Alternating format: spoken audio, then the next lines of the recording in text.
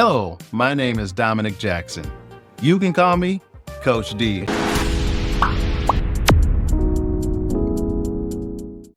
We are going to talk about the 30 and 60-day late. Did you know that a 30 and 60-day late is not considered a key derogatory? Now, you may be asking yourself, what is a key derogatory? Well, that is a term that's used to describe an account that has a significant negative impact on your credit report or credit scores.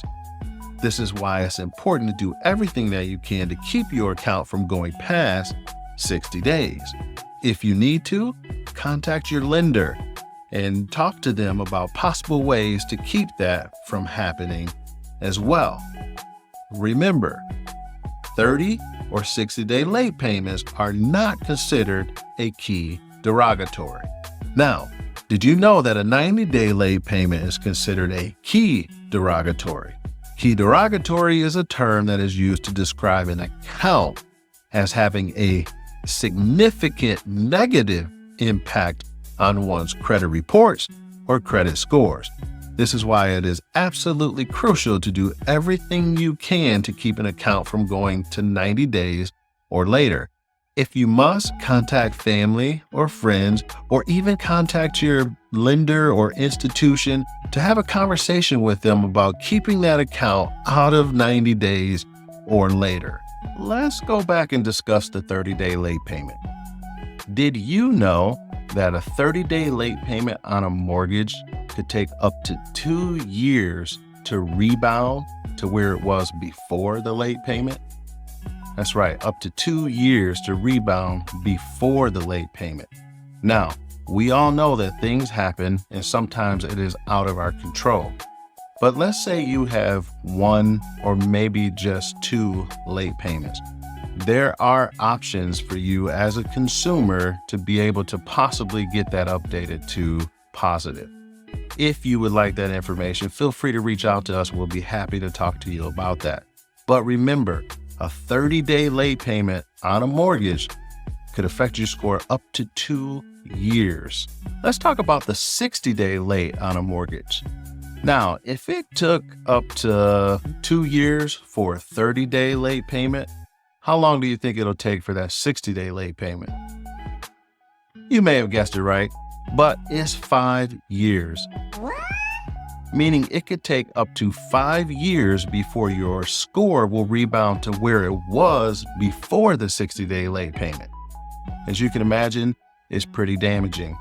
So make sure you contact your lender, do everything you can to keep a mortgage payment from becoming 60 days late or more. I know it can be frustrating, but reach out to them, talk to them. So remember, a 60-day late payment on a mortgage can affect your score up to 5 years before you get back to where you were. One of my clients recently asked me if paying their bill on time was important. The answer? Absolutely. As a matter of fact, paying your bills on time can affect your credit score up to 35%. Now, there are other factors that can affect your credit score up to 65%, but paying your bill on time is the highest of those factors. Now, paying your bill on time does not mean paying it 1 day late or even within a grace period. It's important to get in the habit of paying your bills early. If you need, contact your lender and see if they can change the payment date for you so that you can make sure those bills are on time or early. I want to tell you how a recent late pay can affect your credit. Now, a recent late pay can affect your credit upwards of 100 points. So someone with a 560 can be a 460 within minutes. Late pays are extremely hazardous to our credit scores.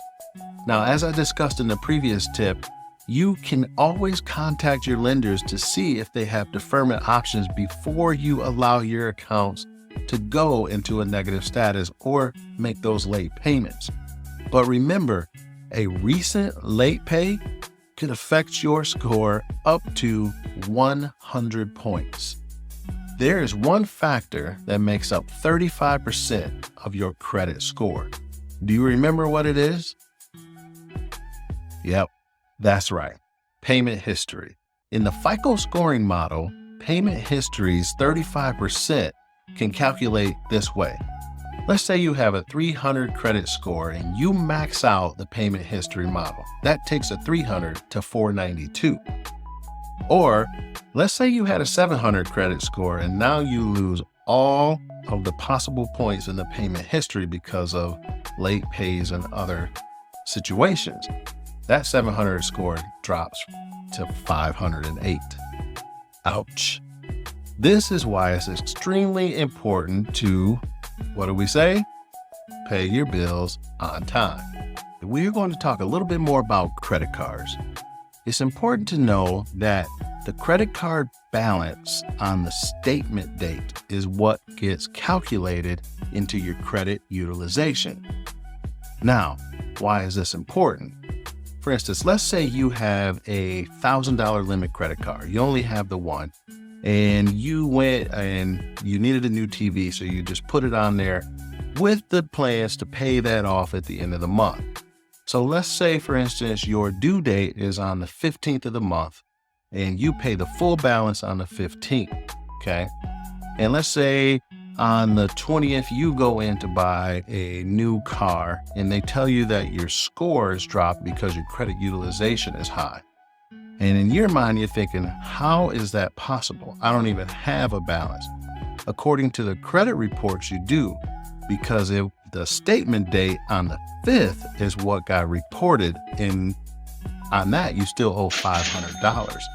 So even though you don't actually have a balance, on your credit report, you do. So it's important to know the actual statement date and not the due date. So if you need to know that, make sure you contact your lender and find that information out, especially if you're going to be purchasing something within that time frame, because you'll want to pay it off by the statement date and not the due date, because that is what determines your credit utilization. Thanks for tuning in. I hope you learned something today. Be sure to like us on your favorite social media platform. Punch the subscribe button for me. Share this with your friends and family so that we can change their financial future too. But most importantly, give us a call today and schedule your free consultation. Coach D out. See you next time.